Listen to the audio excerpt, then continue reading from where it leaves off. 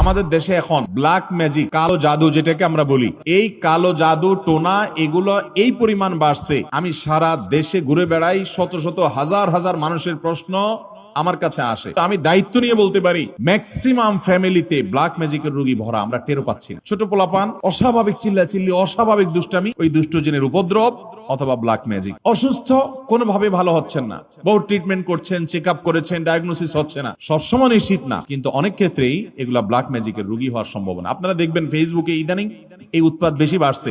বিভিন্ন পোস্টের কমেন্টে দেখবেন পোস্টার দিয়া প্রচার করে তান্ত্রিক অমুক কামরূপ কামাখ্যা থেকে প্রশিক্ষণ প্রাপ্ত। দেখছেন নি? এগুলো হলো শয়তানের খালাতো ভাই, সাক্ষাৎ খালাতো ভাই।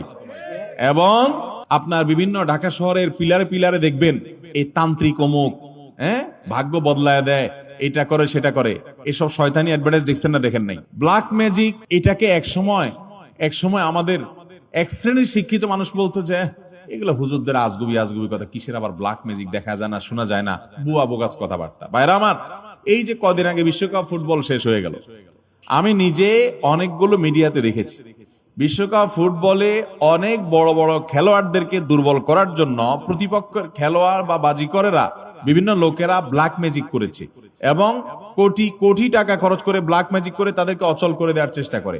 আরে বিশ্বকাপ অনেক দূরে রাখেন, আমার দেশে আসেন, কালো জাদু, এটা যে বললাম খেলোয়াড়দেরকে পর্যন্ত করা হয়। এটা আমাদের দেশে ঘরে ঘরে।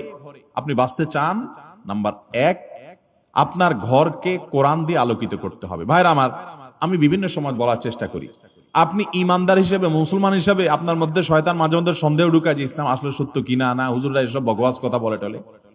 আপনার ইমানের মধ্যে যদি কোনো প্রকার সংশয় শয়তান সৃষ্টি করতে চায়, আমি আপনাকে দায়িত্ব নিয়ে আল্লাহর শপথ করে বলতে পারি, এই কোরআন হলো এমন এক জীবন্ত মিরাকল, জীবন্ত মুজিজা।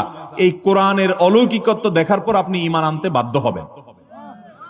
পৃথিবীতে যত বেঈমান মুসলমান হয়, যত কাফেররা ঈমান আনে, তাদের বেশিরভাগ দেখবেন এই কোরআন যখন নির্মোহভাবে আগাগোড়া পড়ে ফেলে, সে এর কাছে মাথা নত করা ছাড়া কোনো উপায় থাকে না।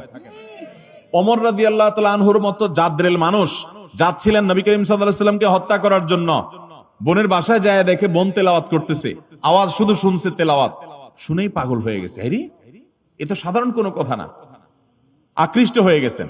তরবারি হাতে নিয়ে নবী সাল্লাল্লাহু আলাইহি ওয়াসাল্লামের দরবারে চলে গেছেন। সাহাবীরা তো ঠেকাইতে আছে, নবী সাল্লাল্লাহু আলাইহি ওয়াসাল্লাম তো জানেন ওহী পাঠাইছে আল্লাহ তাআলা, বলে আসতে দাও, ঠেকাইও না। গেছে হত্যা করার জন্য, ঈমান নিয়ে ফিরে চলে আসছে কোরআনের কারণে। মুসলমানদের বাসা বাড়িতে আজকাল কোরআন তেলাওয়াত হয় না। আপনার বাসা বাড়িতে কোরআন তেলাওয়াত চালু করেন, আওয়াজ দিয়ে, উচ্চস্বরে, মনে মনে না, আওয়াজ দিয়ে কোরআন তেলাওয়াত চালু করেন, কোরআন পড়েন এবং অডিও চালায় রাখেন।